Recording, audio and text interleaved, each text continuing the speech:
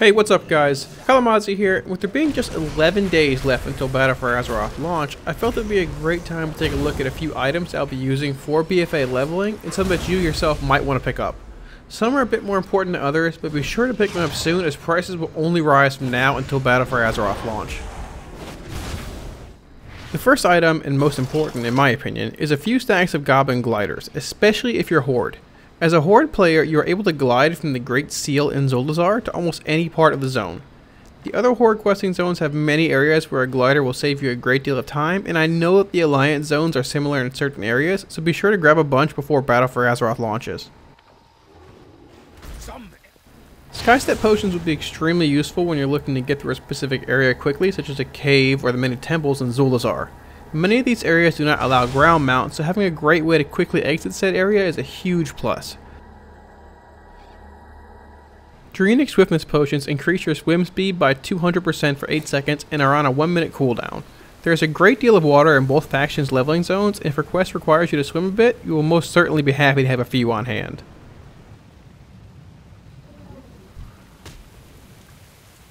Now once you actually finish said underwater quest and want to reach the surface quickly, just reach for your handy stack of laystone buoys. Doing so will bring you to the surface very quickly and potentially help avoid running out of air. With the release points being pretty spread out in certain zones, no one wants to have to make excess corpse runs, so having a few on hand could very easily save your life. Gun shoes are an engineering item, but do not require engineering to use and can help you traverse to an area very quickly. They last 25 seconds and provide a notable speed increase while having a 3-minute cooldown. It is worth noting that they're not usable inside structures, however, so your best bet will still be Skystep Potions for quickly entering and exiting caves or other structures alike. The final item that's worth mentioning is the cracked Radnyx control gem. They can be purchased on the auction house or looted pretty easily from creatures on the Broken Shore. It is a very fast mount that lasts for 20 seconds and has a very short cooldown as well. It is a unique item, however, and only lasts 3 charges, so if you plan on using one, use it sparingly. Now there are a few different consumables that you can choose from for leveling in place of a secondary stat food. Bear Tartar provides you with a minor speed increase of 18% at 110 after killing a mob. It decreases roughly 1% every level until you reach 120, but an almost permanent speed increase in between mobs is very powerful. Fighter Chow also increases your out-of-combat health generation, healing for roughly 1800 every 5 seconds while not in combat. If you aren't a class with solid healing via combat, this can be a great way to reduce downtime between mobs while questing.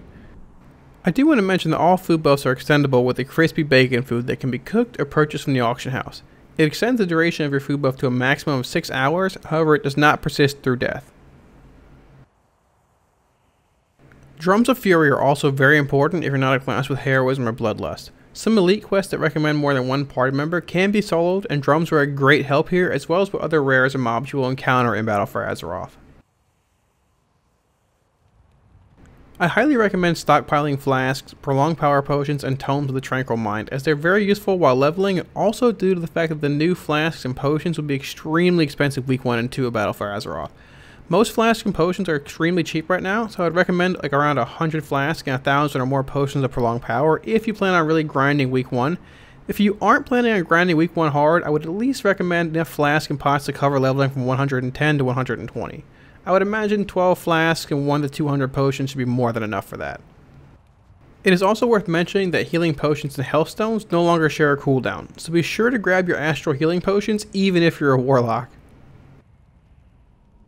Picking up a Cloak of Coordination effectively grants you another Hearthstone set to your faction's main city that's on a 2-hour cooldown. It does not share a cooldown with your Hearthstone, and having an extra way to get back to a main city quickly is always nice to have around. It also places you right next to the portal to Zul'Dazar if you're Horde have completed the introduction. The 3 guild battle standards that grant 5, 10, and 15% increased XP within 100 yards when used are great to have around as well. They can easily be macroed into one button that will use them on cooldown if you wish, and they are especially useful in the bonus objective areas you will encounter while leveling. They do require friendly reputation with your guild, however, but that's very easy to obtain. They can be purchased from the guild vendor in either Stormwind or Orgrimmar, depending on your faction. Now, while it might be a bit too late to start the Angler's Rep for the Water Strider mount now, if you're close to Exalted with them, be sure to get there before launch. There's a tremendous amount of water present in both the Horde and Alliance leveling zones, and having a Water Strider makes the zones so much easier to traverse. Be sure not to forget about the grand combination of the anglers at Revered, which grants double reputation with them until Exalted. Having access to a vendor and repair mount is also very important for leveling in general. Being able to vendor all the poor and common items you require throughout questing is a great way to make a bit of extra gold while leveling. Not having to return to a major city or quest hub to repair is also another great reason to have either the Traveler's Tundra Mammoth or the Great Expedition Yak. The Mammoth is purchasable in Dalaran from May Francis for 16,000 gold, while the Yak is available right outside 1k in Pandaria for 120,000 gold. The Yak does come with a transmogrifier, but if you're looking to save a bit of gold, just simply go with the 16,000 gold Mammoth instead. Now if you aren't an engineer, you're able to gain access to a portable mailbox through the Lost Mail questline that I will have a link to in the description below. The item does spawn in Dalaran that begins the quest, but it's on a relatively long respawn timer. You can also purchase the item from the auction house as seen here. Completing the questline grants you the Katie Stamp Whistle toy, which summons a portable mailbox on a 3-hour cooldown. It's a great way to quickly send BOEs to an alt while leveling so that your bags are not too full by 120. I also wanted to mention that if you're looking to level in the fastest way possible, there are a few ways to do so. Many tier bonuses from Antorus lose most, if not all, of their value when it comes to leveling for certain classes.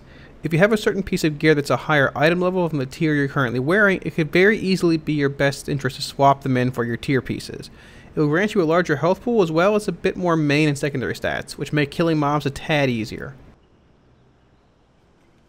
Now when it comes to actual legendary choice, Setfu's Secret seems to be one of the two legendaries that most everyone will be using for leveling.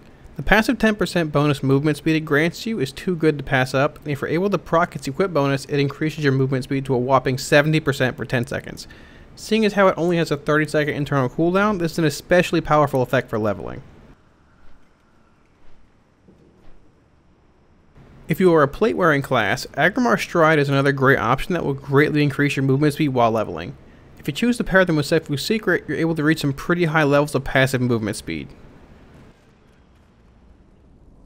And the final tip pertaining to gear that I wanted to mention is actually an enchant from Warlords of Draenor. The passive 2% movement speed and secondary stat cloak enchants from WoD require very little material-wise, and even though a 2% increase might not seem like a lot, it actually is a decent bit and will speed up the leveling process overall. It's also worth considering other pieces of armor that might have bonus speed on them as well if you're crafting a leveling gear set, if it does not cost you too much item level wise.